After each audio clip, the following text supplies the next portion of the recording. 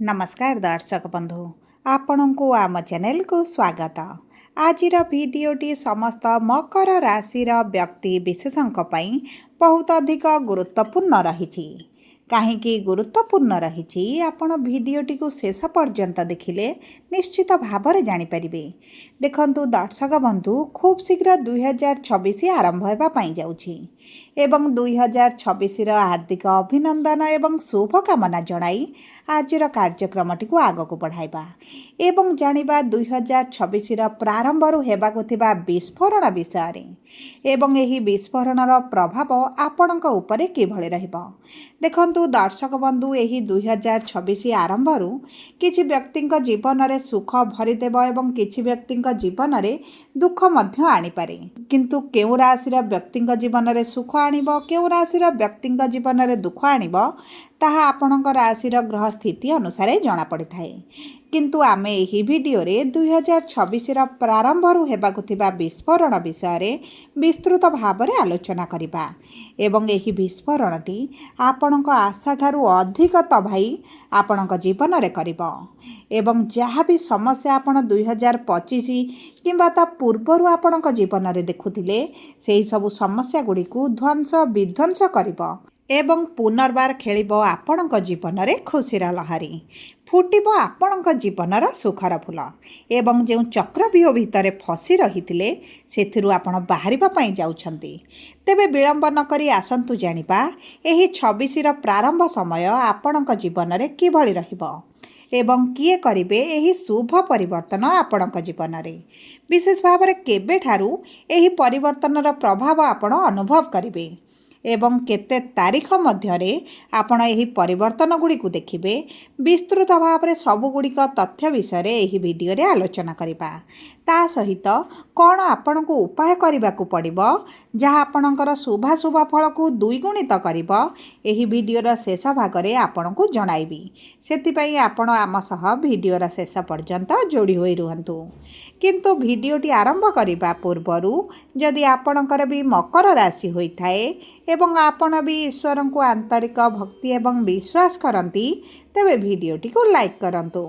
Comment box रे जय जगन्नाथ जय माँ लक्ष्मी अवश्य लिखि दियंतु। ता सहित आम सह जोगाजोग करिबा पई चाहुथिले वीडियोर मध्य भाग रे एक व्हाट्सएप नंबर टी दिया जाइछि जो नंबर साहाय्य आपण आम सह जोगाजोग करी निजर नूतन कुंडली प्रस्तुत करि परिबे कुंडली विश्लेषण कराई परिबे किंबा आपणकर चाकरी विवाह व्यवसाय प्रेम संपर्क शिक्षा स्वास्थ्य को नहीं जदि किछि समस्या रहिछि ताहार सहजरे एवं स्वल्प मूल्य रे समाधान करि परिबे। सेतिपई आपण आम सह वीडियोर शेष पर्यंत जोड़ी होई रुहंतु एवं व्हाट्सएप नंबर माध्यम रे आम सह जोगाजोग करंतु। जदि आपण आपणकर पर्सनाली संपूर्ण वार्षिक राशिफल विषय रे जानिबा पई चाहुछंती तेबे आम सह जोगाजोग करी खूब कम मूल्य रे निजर वार्षिक राशिफल मध्य आपण आम ठारू नै परिबे। तेबे आसंतु कार्यक्रमटी को आग को बढ़ाइबा। देखंतु आगामी 120 दिन देवगुरु बृहस्पति ईश्वर कृपारू निज गोचर रे बहुत अधिक शक्तिशाली हेबा पई जाउछंती। माने निज चलन रे करिबे बकरी मोड़ एवं जेतेबेले गुरु उच्च स्थिति रे थांती एवं सेही समय बकरी मोड़ नियंती सेतेबेले जानंतु आपणक पई चमत्कारी फल प्रदान करिवे। आपणक पई एही 2026 प्रारंभटी एक आशीर्वाद स्वरूप होई रहिबो। तेबे देखंतु नवेम्बर मास 11 तारिख ठारू आपणकर मार्च मास 11 तारिख पर्यंत 120 दिन व्यवधान रे गुरु आपणक बकरी स्थिति रे रहिबे। किंतु आपणक मकर राशि केउ गृह रे बकरी रहिबे एवं तांकर बकरी दृष्टि केउ गृह रे रहिबो एवं कोन परिवर्तन आपणक जीवन रे आनिबे ताहा हेउची सबठारु गुरुत्वपूर्ण। देखंतु आपणक मकर राशि सप्तम गृह रे केंद्र रे गुरु उच्च स्थिति रे एवं बकरी स्थिति रे विराजमान करिसंती एवं गुरु एही सप्तम गृह रे 11 नवेम्बर रु 3 डिसेम्बर पर्यंत विराजमान हेबे एवं 3 डिसेम्बर बकरी स्थिति रे आपणकर षष्ठ गृह को गोचर करिवे एवं एही षष्ठ गृह रे 3 डिसेम्बर रु 11 मार्च पर्यंत रहिबे। तेणु करी एही दुईटी गृह रे गुरु शुभाशुभ फल प्रदान करिवे।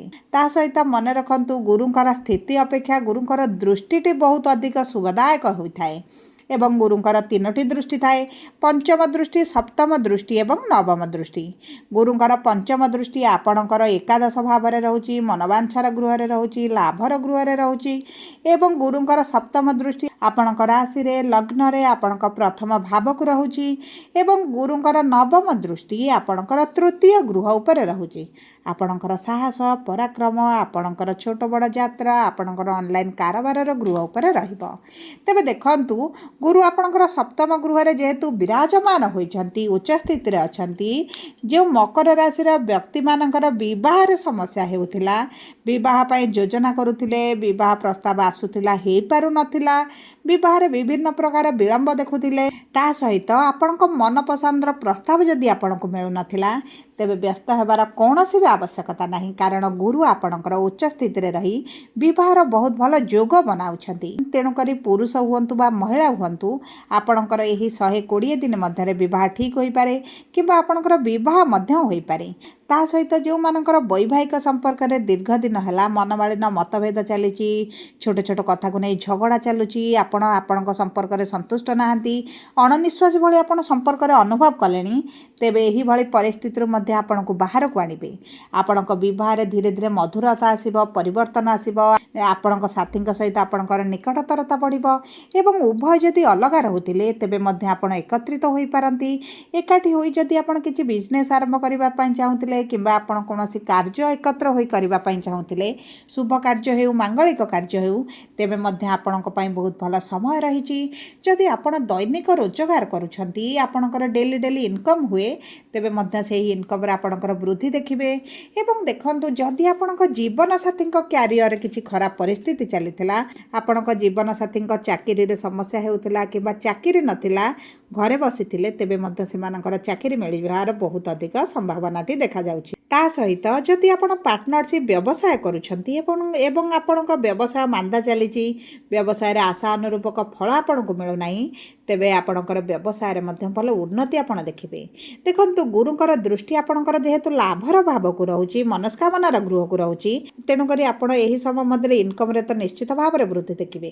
ଯଦି ଆପଣ ଜବ୍ କରିଛନ୍ତି, ଆପଣଙ୍କ ସାଲାରୀ ବୃଦ୍ଧି ହୋଇପାରେ, ପ୍ରମୋସନ୍ ହୋଇପାରେ, କିମ୍ବା ଆପଣଙ୍କର ଯଦି ବ୍ୟବସାୟ ଚାଲିଛି, ବ୍ୟବସାୟରେ ମାନ୍ଦା ପରିସ୍ଥିତି ଚାଲିଥିଲା, ସେଥିରେ ଆପଣ ଉନ୍ନତି ଦେଖିପାରନ୍ତି। ଆପଣ କିଛି ନୂତନ ବ୍ୟବସାୟ କରିପାରନ୍ତି, ସାଇଡ୍ ବିଜନେସ୍ କରିପାରନ୍ତି, ସାଇଡ୍ ଇନକମ୍ ଆପଣଙ୍କର ଦେଖାଦେଇପାରେ। ଯେକୌଣସି ନା ଯେକୌଣସି ଉପାୟରେ ଆପଣଙ୍କର ଇନକମ୍ ବୃଦ୍ଧି ହେବ। ଏବଂ ଆପଣ ଯେଉଁ କାର୍ଯ୍ୟ ପାଇଁ ପୂର୍ବରୁ ଭାବିଥିଲେ, ଚିନ୍ତିଥିଲେ କିନ୍ତୁ କରିପାରୁନଥିଲେ, ଆପଣଙ୍କର ଅଭିଳାଷ ଅଧାରେ ରହିଯାଇଥିଲା, ସେହି ଅଭିଳାଷ, ସେହି ମନସ୍କାମନା ମଧ୍ୟ ଆପଣଙ୍କର ପୂରଣ ହେବ। ଏବଂ ଦେଖନ୍ତୁ, ଆପଣଙ୍କର ପ୍ରଥମ ଗୃହକୁ ଗୁରୁଙ୍କର ସପ୍ତମ ଦୃଷ୍ଟି ରହୁଛି।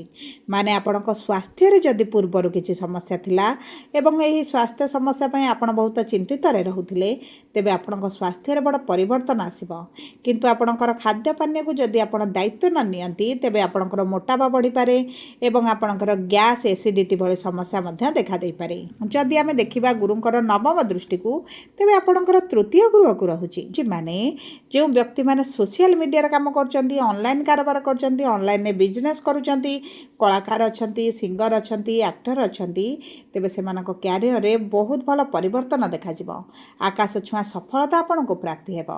ଏବଂ ଦେଖନ୍ତୁ, ସବୁ ପରେ ଯଦି ଆପଣଙ୍କ କୁଣ୍ଡଳୀରେ ଗୁରୁ ଉଚ୍ଚ ସ୍ଥିତିରେ ଥିବେ, ଗୁରୁ ମଧ୍ୟମରେ ବି ଥିବେ, ତେବେ ଆପଣଙ୍କୁ ଶୁଭ ଫଳ ପ୍ରଦାନ କରିବେ।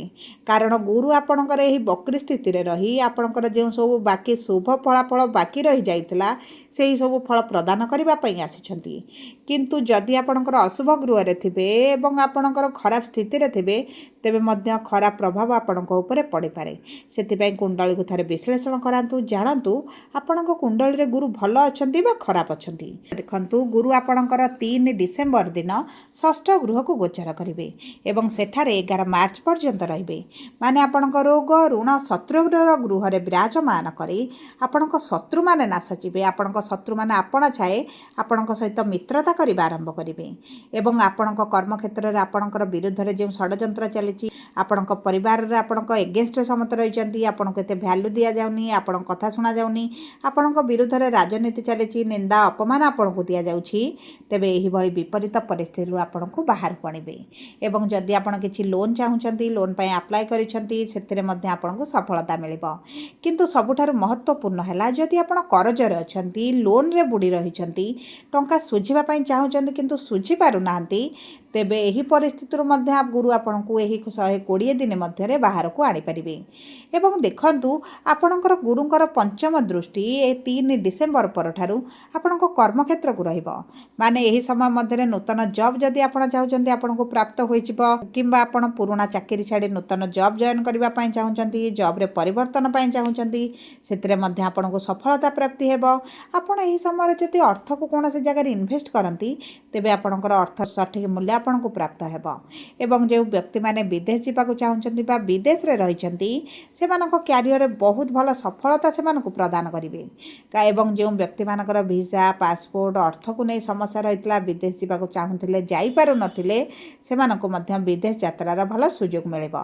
ଏବଂ ଆପଣଙ୍କ ଧନର ଗୃହକୁ ଯେହେତୁ ଗୁରୁଙ୍କର ଦୃଷ୍ଟି ରହୁଛି, ଆପଣଙ୍କର ଅର୍ଥ ଯଦି କୌଣସି ସ୍ଥାନରେ ଫସି ରହିଥିଲା, କୌଣସି ବ୍ୟକ୍ତି ଅର୍ଥ ନେଇଥିଲେ, ବନ୍ଧୁବାନ୍ଧବ, ପରିଜନ, ପ୍ରିୟଜନ, ପରିବାରରେ ସାଙ୍ଗସାଥି, ଯେକୌଣସି ବ୍ୟକ୍ତି ଯଦି ଆପଣଙ୍କର ଅର୍ଥ ନେଇଥିଲେ ଏବଂ ରିଟର୍ଣ୍ଣ କରୁନଥିଲେ, ଫେରାଉନଥିଲେ, ତେବେ ମଧ୍ୟ ଏହି ସମୟ ମଧ୍ୟରେ ଆପଣଙ୍କର ଅର୍ଥ ଆପଣଙ୍କୁ ପ୍ରାପ୍ତ ହୋଇପାରେ।